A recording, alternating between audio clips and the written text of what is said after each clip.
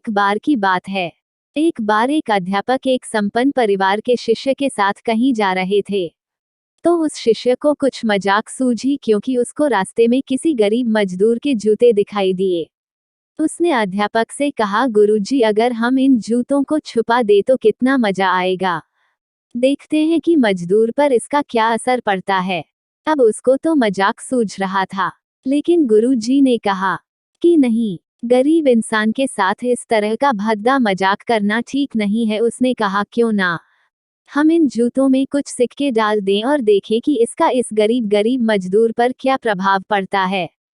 उन्होंने ऐसा ही किया। जैसे ही मजदूर अपना काम करके लौटा और उसने एक पांव अपने जूते में डाला तो उसको कुछ कठोर सा महसूस हुआ। उसने अंदर हाथ डाला तो उसको कुछ सिक्के दिखाई दिए। वह थोड़ा आश्चर्य में पड़ गया। आसपास किसी को देखा तो कोई भी दिखाई नहीं दिया।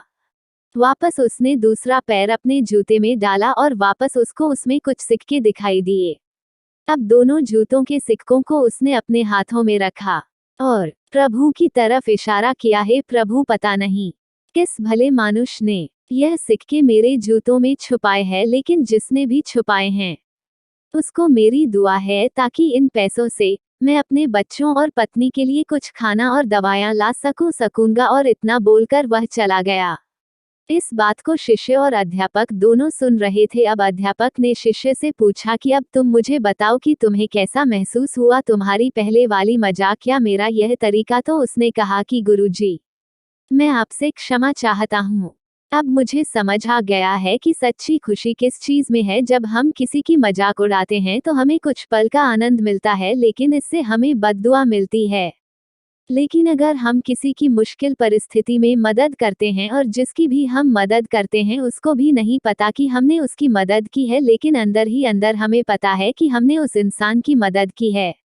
यही सच्ची खुशी है। जब हम दूसरों को खुशी देते हैं तो हमें सच्ची खुशी मिलती है।